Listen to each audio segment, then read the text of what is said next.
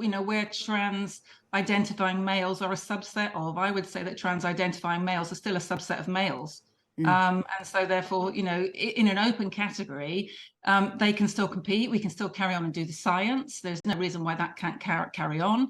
I mean, I speak out because for 20 years, East German athletes were allowed to dope with testosterone and dominated the world of sport.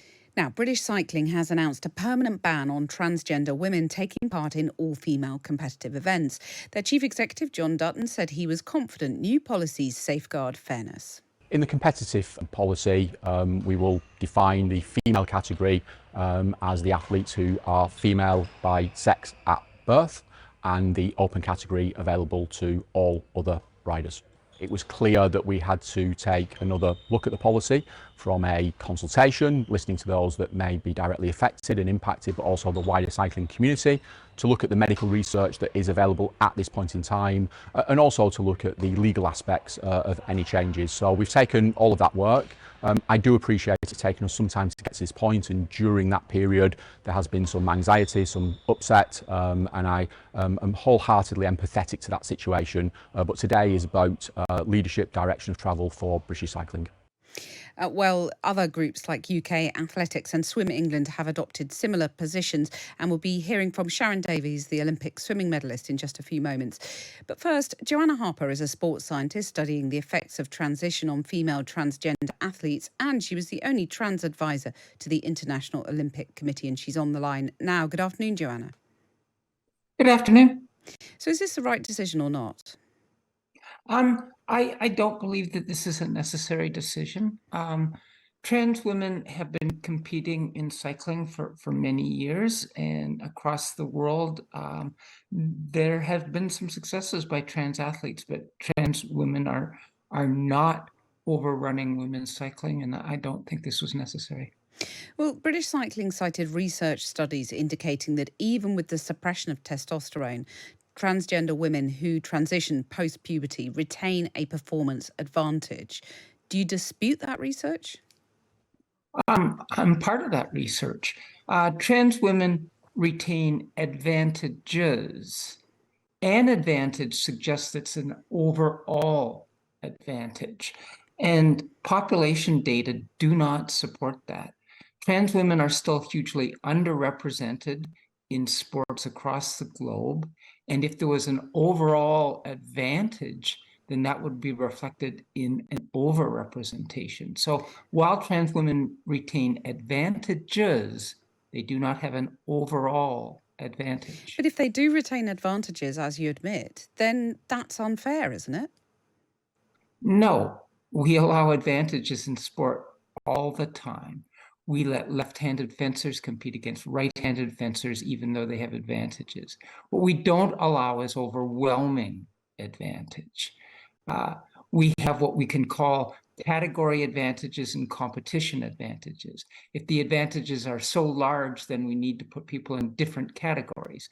But in terms of any competition, any two athletes, one will have advantages over another. I mean, we're describing it as a ban, but trans cyclists will still be able to compete in an open category. So it's not about excluding them from the sport, is it?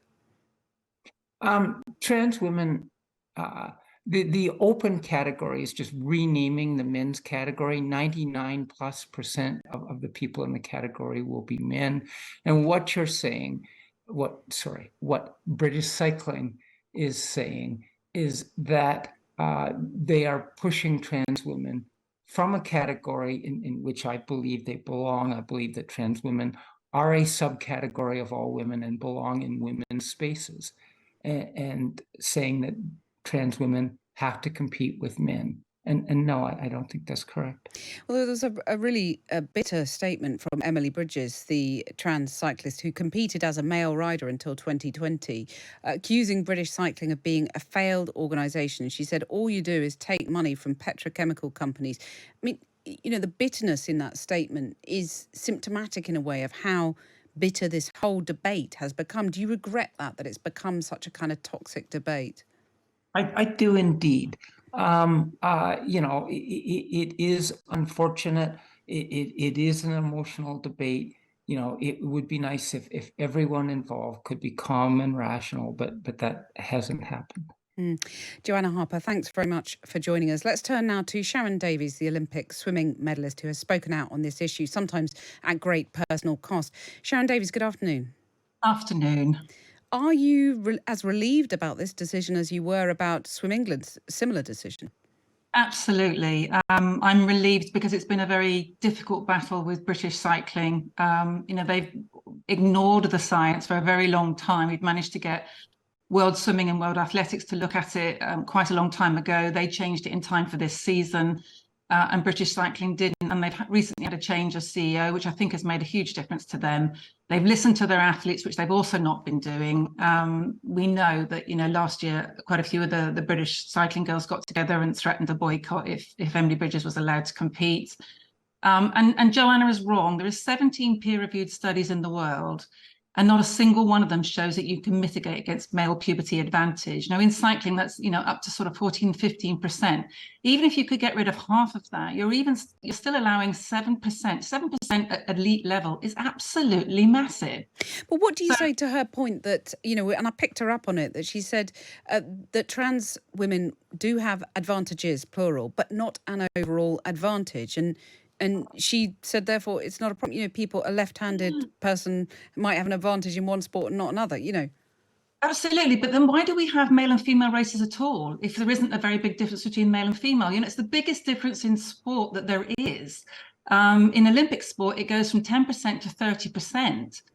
In my sport, of swimming, we saw a very average male athlete who was nearly 500th in his country alone go from 500th in a year to being first and beating 3 American Olympic silver medalists. So it means that you can take a very average male athlete and make them an elite female athlete. And that's just not fair on the world's population of female athletes. Would it be fairer to test for testosterone? And if you find that a trans woman has the same level of testosterone as another female competitor, a biologically female competitor, then is that okay? No, because the whole point is male puberty advantage. So I've got a 16-year-old son, okay? So I know all about male puberty right now. And once a male has gone through male puberty and that strength has been laid down and that lung capacity has been laid down, you can't remove it just by suppressing testosterone for a little while. And in fact, the last study came out of Brazil, which was at September, I think, last year. And that showed even after 14 years, they could still only reduce the strength by a very small amount. And that's after 14 years. And is it too cumbersome then to have separate categories for men, women and trans competitors rather than, as Joanna Harper was talking about, forcing trans women to compete in an open category against biological men? Yeah, I think, again, we probably disagree in, where trans identifying males are a subset of. I would say that trans identifying males are still a subset of males. And so therefore, in an open category, they can still compete. We can still carry on and do the science. There's no reason why that can't carry on. I speak out because for 20 years, East German athletes were allowed to dope with testosterone and dominated the world of sport. And I was just absolutely determined that wasn't going to happen again. So we can still do our science, but let's not do that in the women's race, and take away the opportunities of young female athletes to their success.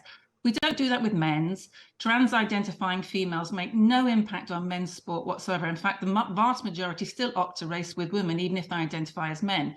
So it was only women's sport that was being kicked to the side, and that was never fair. And it's frustrating that it's taken British cycling this long to do the right thing, but I'm very glad they have. And sport should be for everybody, absolutely should be. And that's why the open category is really important. It gives somewhere for transgender men who are females on testosterone to race as well. And no one ever talks about them because they don't impact. And that's also something we should be talking about. I put some of the very bitter statement from the trans cyclist Emily Bridges to Joanna Harper. It has become an incredibly toxic debate. And I know you've spoken about facing financial ruin after being subjected to terrible abuse after speaking out on this issue. How are you worried about speaking out now again? No, not really. And I do think, it got rather exaggerated financial ruin. My mum sadly passed away and she left me some money. And had it not been for my mum's money, it would have been very difficult.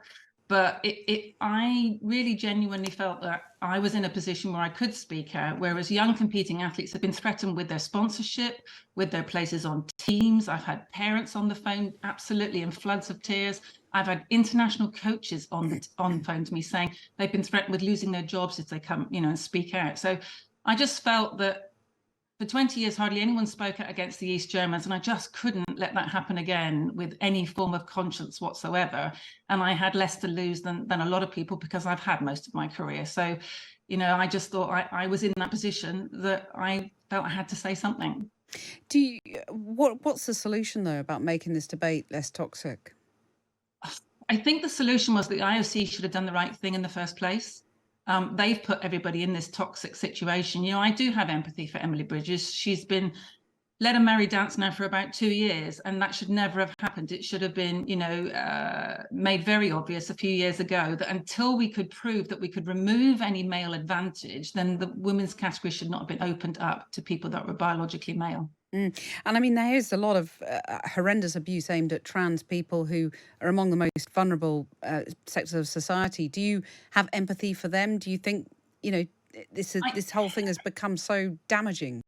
I know. I think that language doesn't help, though, and I don't think that's true. And I think Emily's statement today will not do her any favors. To compare this to genocide, I think is outrageous.